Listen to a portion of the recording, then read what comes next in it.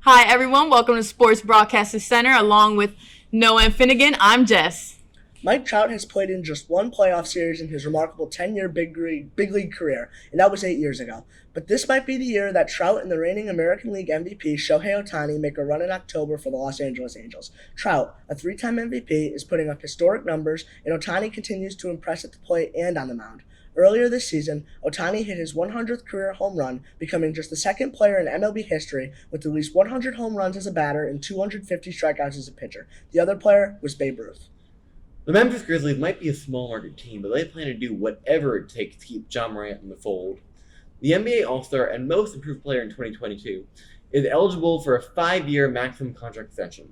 Grizzlies general manager Zach Kleiman says he intends to keep the team's core in place, as well as making sure that Morant stays in Memphis for a long period of time. Morant ranked 9th among players in league merchandise this season and led the team to its highest playoff seeding ever at number 2 in the Western Conference, before being eliminated by the eventual champion Golden State Warriors. Sale of the Denver Broncos could reach $5 billion, but there is no shortage of interested billionaires to buy the NFL franchise. Team president Joe Ellis says the new owner's number one priority will be building a new $2 billion dome stadium, allowing the Broncos to host a Super Bowl for the first time. Chelsea, the Premier League soccer team, sold for $3.1 billion in May, the most ever paid for a team in any sports. NBC's Sunday Night Football, the number one show on television for 11 years in a row, has named the first female lead host of Football Night in America. Maria Taylor debuted on the studio show last year as co-host with Mike Tirico, but will take over this season with Tirico moving into the booth to handle play-by-play. Taylor joined NBC Sports last year after failing to work out a contract with ESPN. The NFL kicks off the 2022 season on NBC September 8th when the defending Super Bowl champion Rams host the Buffalo Bills.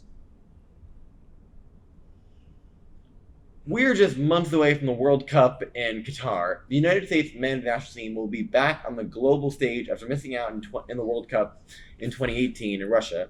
The U.S. will face England in a doping match, and the two nations have formed quite a rivalry over the years. In 1950, the U.S. pulled off one of the greatest upsets in World Cup history, winning 1-0 over the heavily favored Brits. Only 4 Americans returned to the 2018 team, including Chelsea star forward Christian Pulisic. This will be the 11th team the U.S. men's national team has qualified for the World Cup, with its best finish coming in 1930 in the semifinals. The college football season is fast approaching, but the Southeastern Conference is looking ahead to 2025 when Oklahoma and Texas join the SEC, making it a new 16-team super conference. The SEC has a goal of every school in football visiting each of the other 15 schools at least once every 4 years. Meanwhile, the Big Ten plans to reshape its future scheduling, alignment, and championship arrangement beginning in 2023. The Big Ten is discussing elimination of divisions and staging a football title game between the top 2 teams in the 14-team conference. That's it for a busy day in sports. For my co-anchors, Finn and Jess, I'm Noah. Thanks for watching Sports Broadcasting Center. Awesome. Had to try. Boom.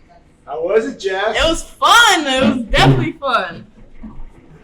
I liked it.